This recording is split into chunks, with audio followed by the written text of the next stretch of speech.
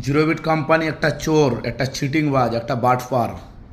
উনি সবার টাকা নিয়ে ফারার আছে, ঠিক আছে। জিরোবিট কোম্পানি একটা চোর, একটা চিটিংবাজ, একটা রিপ্লেসমেন্ট দিচ্ছে না টোটাল টিমের। যারা যারা ভিডিও আর শেয়ার করছে, যারা ভিডিও ফেসবুকে চাচ্ছে, তাদের তো টাকা মেরে রেখেছে, তাদেরই টাকা মেরে রেখেছে না। তো জিজ্ঞাসা করে নাও ভালোভাবে, তাদেরকে রিপ্লেসমেন্ট দেয়নি, ঠিক আছে। অলরেডি ওনার আঙ্কেলের আমার দিল্লির ওগেছে রবিউল ভাইয়ের টাকা মেরে রেখেছে, ঠিক আছে। অলরেডি আর উপরে থানাতে এফআইআর হয়ে গেছে। সময় আসতে গেলে বুঝতে পারবে। মিথ্যা সাক্ষী নিয়ে কত টাকা নিয়েছো, মিথ্যা সাক্ষী দেওয়ার জন্য ভিডিও বানাচ্ছ, ঠিক আছে।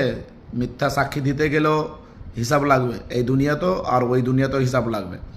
যারা ওর ব্যাপারে সার্টিফিকেট দিচ্ছ না, তারাই তো তোমাদের টাকা মেরে রেখেছে, চোর। একটা তো চঞ্চল হচ্ছে চিটিংবাজ, চঞ্চল হচ্ছে চোর, ওর নাম হচ্ছে, আসল নাম হচ্ছে কাজী সাইনুর ইসলাম।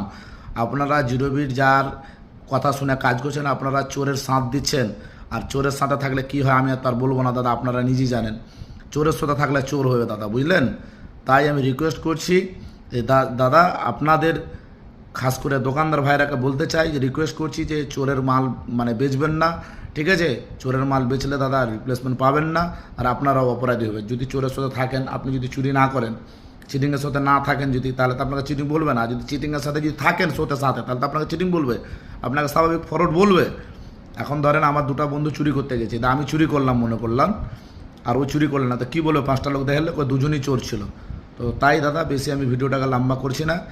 কয় টাকা নিয়েছো ভিডিও বানাতে, কয় টাকা নিয়েছো, চঞ্চল চিটিং চোরের কাছে কয় টাকা নিয়েছো? ওর আঙ্কেলের টাকা মেরেছে, ওনার বোহনুর টাকা মেরেছে, দিল্লির ওগেসের টাকা মেরেছে, রবিউল ভাইয়ের টাকা মেরেছে, যে ভাইটা আমাদের ধুলিয়ানে যে স্টক পয়েন্ট আছে তারাও তো টাকা মেরে রেখেছে। তুমি ফের ফাড়াক করছো ভাই, তোমার টাকাটি আদায় করো, দিয়ে বলবে, ঠিক আছে ভাই। এখন তোমাকে টুপি পড়ালছে, সময় আসলে বুঝতে পারবে ভাই, ঠিক আছে। সময় এসুক, তুমি ঠিক ধারে ধারে বুঝতে পারবে যে এখন কত ফারারে আছে।